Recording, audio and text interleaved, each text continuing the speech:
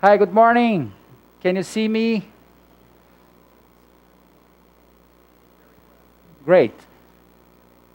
Oh, I'm feeling okay. Thanks, Marty. I'm feeling better. I have, good friends. I'm among very good friends, so everything will be fine. Let me introduce the crew here.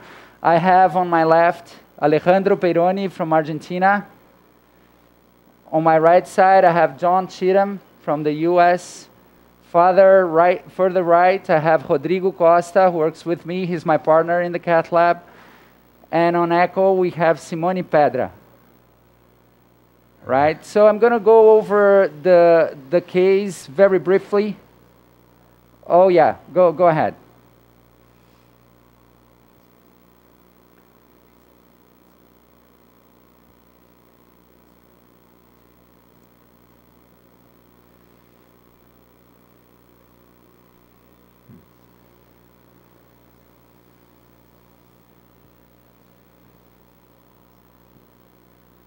Okay, agree, Mari. Thank you. So I'm going to sum up the case. This is a 10-year-old girl. She weighs 41 kilos, and she was totally asymptomatic. A murmur was picked up at a routine examination at school, so she was referred for investigation. TTE and a TEE showed an ASD with left to right shunt that measured around 13 millimeters and with the floppy septum. So can we shift to the echo pictures, please? So that Simone can show those pictures. This is a TE. She's being anesthetized, of course, and this is the TE in the cath lab. Simone, go ahead. Okay, good morning. So this is the four-chamber view. As we see here, there is some right ventricle overload. And looking at the atrial septum itself, we can see the flow crossing across the defect. In 0 degrees, we measured about 13 millimeters. Moving a little bit, you can see how floppy the septum is in this area. The inferior septum is floppy. And we can see the hole here. We measured on 100 degrees, about 10 millimeters. Always left to right shunt. So the measurements were 13 and 10. And looking at the 3D pictures, we can see here, this is the inferior rim. This is the defect itself. You see how thin it is here. There's very good rim in the other areas. Moving to the right side, just take a little bit of, okay, the gain here. Here we have the IVC, SVC. This is the defect, and this is the aorta. So we can see here that we have good rims around the defect, and the inferior is a little thin, but very, very long, and we have enough rim to support the device. So, any comments from the panel so far? Well, first thing I wanted to ask Evan. Evan is the king of adult congenital intervention in Miami, and this is an asymptomatic 10-year-old. So the indications for ASD closure in an asymptomatic child, Evan? We just last year finished publishing indications, again, the new indications for congenital interventions. And really, when you really strip everything down, it boils down to evidence for right heart volume overload. It's the only factor that I think most people are paying attention. So size, not so important. Symptoms, certainly in a child, rare, so not important at all. But certainly, I think as Simone showed so nicely, there is evidence of right heart volume overload and RV dilation. Okay, so clearly indicated in this case. Dilated RV, clearly RV volume overload. So looking at this specific anatomy, Evan, Seibel, anyone else, any anatomic features that would come to mind that would cause you to prefer one device versus another, or any concerns or watch-outs for the team based upon the anatomy? I think for us in the US, we only have the Amplatze device occluder as well as the Helix device. And we're comfortable using both, and I think they are suitable for both, except it's 13 millimeters, so I don't know what the total septal length is, but I even think a helix would fit in this one too. Yeah, I think this is where, as Seidel said, in the U.S. we're limited, and I'm eager to see the new PFM device. We've heard many good things about it, but of course we don't have access. But I think this is really where your balloon sizing comes into play because of the small but important incidence for erosion.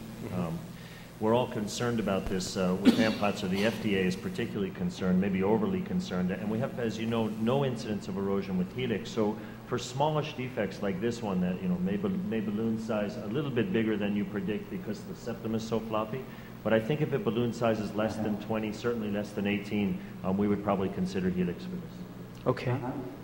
So you would recommend balloon sizing in a situation like this, but routinely for ASD closure? I think it depends, at least in our lab, on septal morphology. I think if it's predictable in many adults where the septum is thicker, we'll look at the static side, add 20% to that, and that's our size. But I think in a child in particular, when you have a floppy rim or an unusual location, this is a very central location, but certainly the floppiness of the rim, I think lends a little unpredictability to the size. Excellent. Yeah. Okay, Carlos, we totally agree here. Yeah, that's why we did the stretched diameter. Before jumping into the pictures, John, would you like to make a comment with regards to the size of the Platzer device that you guys, maybe the max size that you guys could put in the U.S.? Yes. Yes. So as Evan and Seibel well know, we're trying to be very cautious when using the Amplatzer device at the present time for the sizing. As part of the post-market approval study, balloon sizing is required. Evan already pointed out a very important feature. The posterior septum is elongated and very floppy, and that lends some unpredictability about what the size of the defect really will be. And you will see, as Carlos and Simone show, the balloon sizing characteristics, the balloon is actually larger than you would have predicted from the 13 millimeter as we did color stop flow through this. So I think all of the comments have been right on. I think that's one of the things that becomes lost in all of this is, you say not more than 1.5 times the maximum TE diameter, but that doesn't always hold true depending on the morphology of the atrial septum. Okay, let me jump into the pictures. So we did a sort of cautious balloon dilatation across the interatrial septum. This is a new MAD balloon, very floppy, very compliant. So we blew it up till we had the stop flow. So this is the stop flow technique in order to avoid overstretching of the interatrial septum. And on echo, we had, you see on the screen, we had about 19 millimeters. Can you show some other pictures and make some comments, Simone, please? Yeah, so here, that's what we got. We got let's show 19 first, and then we got some more pictures, 18 and a half. And here we got some 3D pictures of the balloon. And then we entered to the Q lab, which is the software that the machine has. And we got here 22 by 22, more or less. So, and we did that with Cine. In fact, I'm not able to show the Cine. We made a mistake before. We had the name of the patient, and this is not allowed, so I cannot show the pictures on fluoroscopy. But we had basically the same diameter, around 22. So like Evan pointed out, we ended up having a stretched diameter larger than a sort of a more standard ASD. That's because of the floppiness of the interatrial septum. Don't you agree, Evan?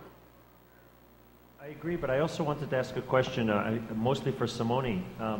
When you have such a discrepancy, because that's important in a 10-year-old, I think the difference between 18 and a half, where we would default, if we really believed it was 18 and a half, we would put an 18 Amplatzer, and 22. That's a very big difference. And as we're all trying to move further and further away from oversizing, what do you trust more, Simone? Do you lend yourself more to the 3D measurement or the 2D measurement?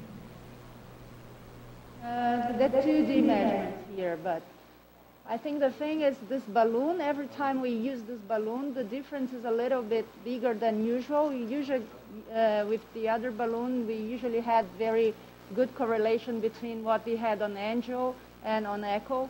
And in this balloon, sometimes we have like 2 or 3 millimeters discrepancy. In this case, I would believe much more in the 2D picture here. But they got about 22 on angio, so we are choosing a device related to this measurement.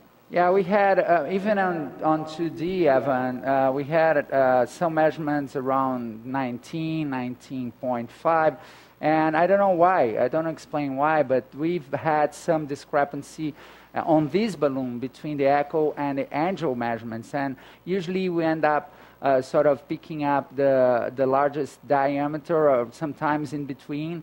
So we had a discussion here, and Alejandro is here. He could make some comments, and in the end, we decided to pick up a 22 millimeter balloon. Device. This is a softer device than the Unplatzer. Alejandro, you could go over, the decision-making process here and show the audience the characteristics of this device. Guys, can you show here? Go ahead, Great. Alejandro, Okay. please. First of all, thank you very much, Carlos and Simone, for having me here. It's a pleasure and an honor to share the device, not the echo, guys. Yeah, We if, want if the you could device. just show Yeah, us there you go. a close-up of the device, that would be great. Go ahead. Great. Yeah, So yeah. we were discussing regarding the measurements, and there were 2 or 3 measurements in angio that were consistently 21, 22, and on 3D echo 21.6, 22. So we finally decided to use a device that is 22 millimeters in diameter. That means the connecting waist, means the stent. So this is a new device. It's called ASD-R device, ASD reverse device, made from PFM. It's called Nitinol, and has a 2 disc shape, you see. There is a left atrial disc, a connecting waist, and a right atrial disc. It's made from Nitinol. It's a single wire Nitinol mesh, and doesn't have any welding, any hubs. So it's a low-profile device. Has some polyester patch in the left atrial disc and also in the right atrial disc. And the distinct features of this device is that it has a peculiar reconfiguration of the left atrial disc in a reverse way. You will see that later. And also the release mechanism that is with a snare. There is a lock wire that crosses entirely the device. As you see here, is 0.08 here and 0.14 here.